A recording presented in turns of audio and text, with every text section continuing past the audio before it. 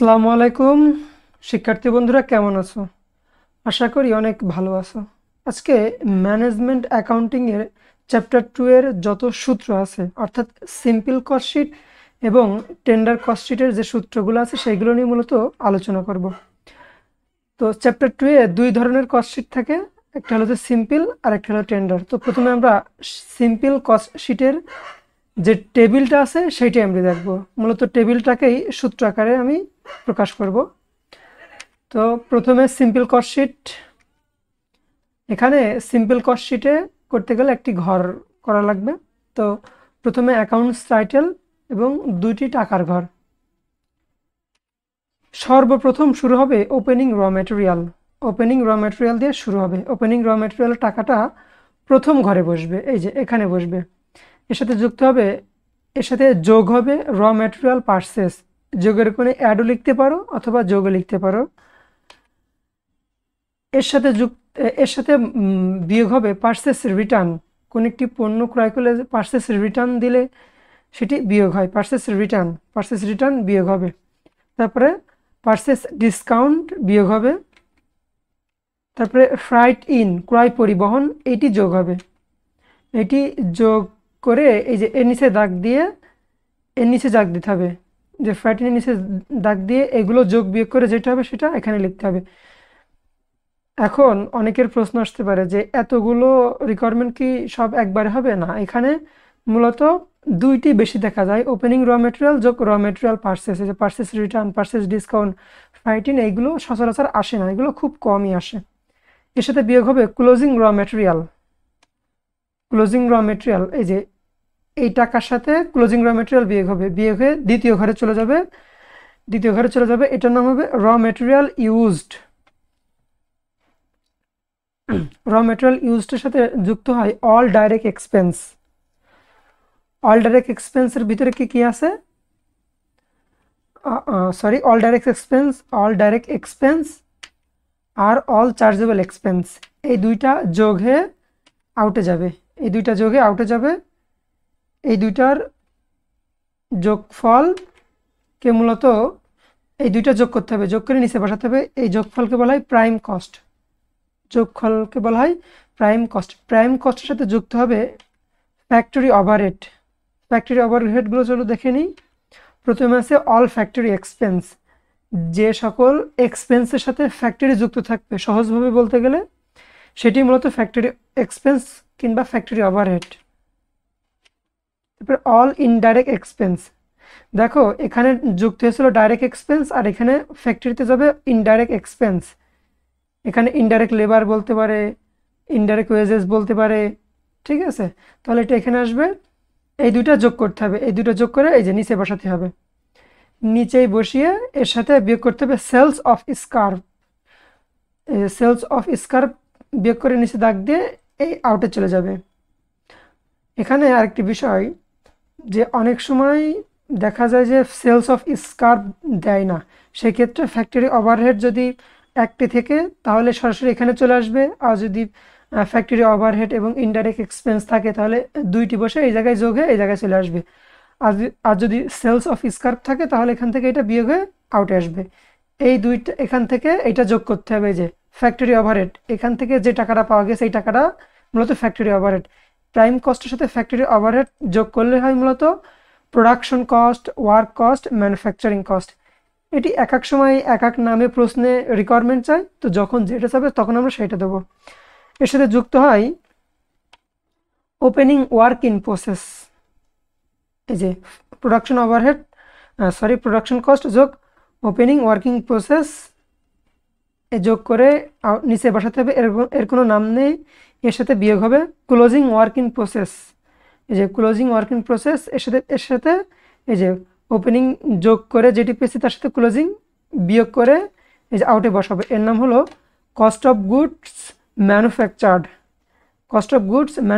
এই যে এটা কিন্তু ম্যানুফ্যাকচারিং কস্ট না, এটা কস্ট অফ গুড ম্যানুফ্যাকচার্ড। এই কস্ট অফ গুডস অফ ম্যানুফ্যাকচারের সাথে যুক্ত হবে ওপেনিং ফিনিশ গুডস কিংবা ওপেনিং ইনভেন্টরি। এটা এখানে যুক্ত হবে আগেরটার সাথে, অর্থাৎ কস্ট অফ গুড ম্যানুফ্যাকচারের সাথে যোগ হয়ে এই যে নিচে আসবে। এইটার নাম হবে cost of goods available for sales. এই যে এইটার নাম আগেরটার সাথে যোগ হয়ে এইটার নাম হবে এইটা, এর সাথে বিয়োগ হবে ক্লোজিং ফিনিশ গুড কিংবা ক্লোজিং ইনভেন্টরি। এই যে বিয়োগ করে যেটা হবে সেটাকে মূলত কস্ট অফ গুডস সোল্ড। এই যে এইটারে বলা হয় cost of goods sold. Cost of goods সোল্ডের সাথে যুক্ত হবে অর্থাৎ যোগ হবে অপারেটিং এক্সপেন্স, পরিচালন ব্যয়। অপারেটিং এক্সপেন্সগুলো কী কী চলো দেখে নিই। একটা হচ্ছে সেলিং এক্সপেন্স, আরেকটি আছে জেনারেল অ্যান্ড অ্যাডমিনিস্ট্রেটিভ এক্সপেন্স। এখানে জেনারেল এক্সপেন্সও আসতে পারে, কতক সময় অ্যাডমিনিস্ট্রেটিভ এক্সপেন্স আসতে পারে। তো এই দুইটা যোগ করে আমরা আউটে বসাই দেবো, এই দুইটা যোগ করে আউটে বসাই দেবো, এটি অবশ্যই যোগ হবে। তাহলে অপারেটিং এক্সপেন্স এই যে এই দুইটা যোগ করে এখানে পাইছি, এটা যোগ হবে এই যে কস্ট অফ গুডস সোল্ডের সাথে, এটা যোগ করে আমরা পাবো টোটাল কস্ট। টোটাল কস্ট অর্থাৎ টোটাল কস্ট কিংবা কস্ট অফ সেলস, এর সাথে যুক্ত হবে প্রফিট। প্রফিটটা সরাসরি প্রশ্নে দেওয়া থাকবে না, এটি আমাদেরকে বের করে নিতে হবে। তো প্রফিট বের করার সূত্র আছে, সেটি আমি এর নিচেই দেখাই দেব। Profit cost of good cost of sales আর কিংবা টোটাল সেলসের সাথে টোটাল কস্টের সাথে প্রফিট যোগ করলে হয় মূলত সেলস। যে টাকাটা পাওয়া যায় সেটি মূলত সেলস। এই এই দুটো যোগ করলে সেলস পাওয়া যায়। আচ্ছা, এখন এত বড় টেবিল দেখে অনেকেরই হয়তো বা মনে আসতে পারে যে এটি মুখস্থ রাখা সম্ভব না। সরি, এই টেবিলটি যদি আপনি কয়েকবার পড়েন কিংবা কয়েকটি অঙ্ক মনোযোগ দিয়ে করেন কিংবা আমার ভিডিওটি মনোযোগ সহকারে দেখেন, তাহলে দেখবেন যে টেবিলটি খুব সহজেই মুখস্থ হয়ে যাবে। এই যে রিকোয়ারমেন্টগুলো আছে ভিতরে, অর্থাৎ যে লেখাগুলো আছে এইগুলো সব প্রশ্নের ভিতরে থাকবে। ওখান থেকে আপনাকে শুধু সাজিয়ে লিখে যোগ বিয়োগ করতে হবে এই। আর একটি প্রশ্নে সব রিকোয়ারমেন্ট থাকবে না, অর্থাৎ সবগুলো থাকবে না, এর অর্ধেকও থাকবে, কিছু কম থাকবে, কিছু বেশি থাকবে এই আর কি। চলুন আমরা দুইটা ওয়ার্কিং দেখি। ওই যে ওপেনিং ফিনিশ গুডস এবং ক্লোজিং ফিনিশ গুড, এইটার অনেক সময় টাকা দেওয়া থাকে না, টাকার বদলে ইউনিট দেওয়া থাকে।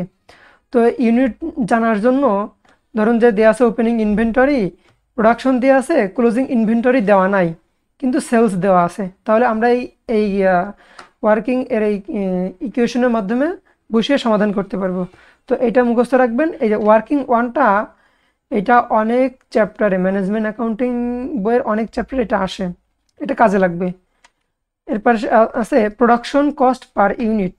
এই যে এই প্রোডাকশন কস্টটাও মূলত ওপেনিং ফিনিশ গুড এবং ক্লোজিং ফিনিশ গুডের টাকা বের করতে এটা লাগবে। তো এটার সূত্র হলো কস্ট অফ গুড ম্যানুফ্যাকচার। আমরা এই যে এর আগে যে কস্ট অফ গুড ম্যানুফ্যাকচার পেয়েছিলাম তার সাথে প্রোডাকশন ইউনিট ভাগ করলে মূলত আমরা প্রোডাকশন কস্ট পার ইউনিট পাই। এবার আমরা দেখব প্রফিট ক্যালকুলেশন। এই যে প্রফিট ক্যালকুলেশনে দুইটা সূত্র আছে।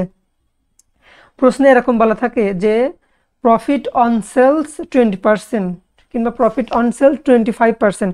সেই ক্ষেত্রে আমরা প্রফিটটা বের করব এরকমভাবে, টোটাল কস্ট, এই যে কস্ট অফ সেলস কিংবা টোটাল কস্টে যে টাকাটা পাবো তার সাথে রেট গুণ করব। ওই যে ওখানে যে রেটটা বলা থাকবে, যদি এখানে প্রফিট অন সেলস 20% বলে তাহলে রেটের এখানে আমরা 20% লিখব, ডিভাইডেড বাই 100 মাইনাস রেট, রেটের কিনে 20%। এটা হলো যে ঐকিক একটা সূত্র। তো এটা আমি সহজে বুঝিয়ে দিলাম।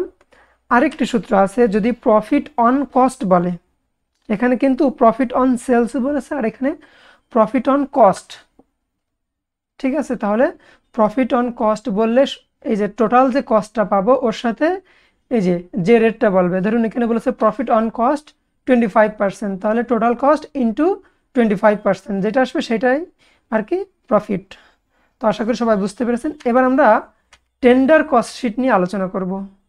তো টেন্ডার কস্ট শিটের জন্য 3টা স্টেপ ফলো করা লাগবে। চলুন দেখে নিই সেই স্টেপগুলো কী কী। প্রথমে সিম্পল কস্ট শিট। আমরা যে উপরে যে কস্ট শিটটা দেখলাম ওটা সিম্পল কস্ট শিট, এটা আপনাকে করতে হবে। অবশ্য টেন্ডার কস্ট শিট যে অঙ্কে আসে সেই অঙ্কটা একটু বড় হয়, তো ভয় পাওয়ার কোনো কারণ নাই। স্টেপ 2তে আমাদেরকে 3টে ওয়ার্কিং করতে হবে। প্রথমে ওয়ার্কিং 1 দিয়ে percentage of factory overhead on direct wages, factory overhead divided by direct wages into 100। এই যে সকল অনের সূত্র, এই যে অন, সকল অনের সূত্র হলো অনের আগেরটা উপরে আসবে এবং অনের নিচেটা অনের পরেরটা নিচে আসবে ইন্টু 100। তারপরে আছে percentage of operating expense on work overhead, work cost. তাহলে একইভাবে operating expense divided by work cost, এই যে ওয়ানের আগেরটুক উপরে ওয়ানের পরেরটুক নিচে into 100। Working 3 percentage of profit on sales, profit on sales, এখানে প্রফিট ভাগ সেলস ইন্টু 100, এই যে অন রেসে প্রফিট ভাগ সেলস ইন্টু 100। 3 নম্বর ওয়ার্কিংটা অনেক সময় করা লাগে না, এটা প্রফিট রেটটা প্রশ্নে দেওয়া থাকে, তখন আমরা উপরে যে প্রফিট রেটের সূত্রটি দেখেছি সেইটার মাধ্যমে সমাধান করা হয়। স্টেপ 3-তে একটি টেন্ডার কস্ট শিট করতে হবে। টেন্ডার কস্ট শিটের এরকম একটি ঘর হবে। প্রথমে অ্যাকাউন্টস টাইটেল, একটি টাকার ঘর। র ম্যাটেরিয়াল, র ম্যাটেরিয়ালের সাথে যোগ হবে ডাইরেক্ট ওয়েজেস কিংবা ডাইরেক্ট লেবার, এর সাথে যুক্ত হয়ে যেটি পাওয়া যাবে সেটাকে বলা হয় প্রাইম কস্ট। প্রাইম কস্টের সাথে যুক্ত হবে ফ্যাক্টরি ওভারহেড। ফ্যাক্টরি ওভারহেড যেটা পাবো সেটাকে মূলত ফ্যাক্টরি প্রাইম কস্টের সাথে ফ্যাক্টরি ওভারহেড যুক্ত করলে আমরা পাবো প্রোডাকশন কস্ট। প্রোডাকশন কস্টের সাথে আমরা যুক্ত করব অপারেটিং এক্সপেন্স। অপারেটিং এক্সপেন্স যোগ করলে আমরা পাবো, সেটার নাম হবে টোটাল কস্ট। টোটাল কস্টের সাথে আমরা প্রফিট যোগ করব। প্রফিট যোগ করলে মূলত পাবো আমরা টেন্ডার প্রাইস। তো আশা করি সবাই বুঝতে পেরেছো। তো এই টেন্ডার কস্ট শিটটা মূলত সিম্পল কস্ট শিটের মতন, কিন্তু এখানে অতটা নেই, এখানে ছোট ছোট মান দেওয়া আছে, জাস্ট আমরা এই মানগুলো ক্যালকুলেশন করে বের করে এখানে থেকে মান নিয়ে পার্সেন্টেজ করে আমরা অ্যান্সার পেয়ে যাব। তো যারা এতক্ষণ ধরে ধৈর্য সহকারে ক্লাস করেছে সবাইকে ধন্যবাদ। আর যারা আমার ইউটিউব চ্যানেলে ভিডিও নিয়মিত দেখেন তাদের কাছে একটি অনুরোধ রইল, ভিডিও যদি ভালো লাগে অবশ্যই লাইক করবেন, কমেন্ট করবেন এবং শেয়ার করবেন। আর যদি কোনো টপিক নিয়ে আপনাদের বুঝতে অসুবিধা হয়, বুঝতে পারছেন না, তাহলে সরাসরি আমাকে কমেন্ট করবেন, আমি অবশ্যই আপনাদের কমেন্টের অ্যান্সার দেব। তো এতক্ষণ সাথে থাকার জন্য সবাইকে ধন্যবাদ। আল্লাহ হাফেজ।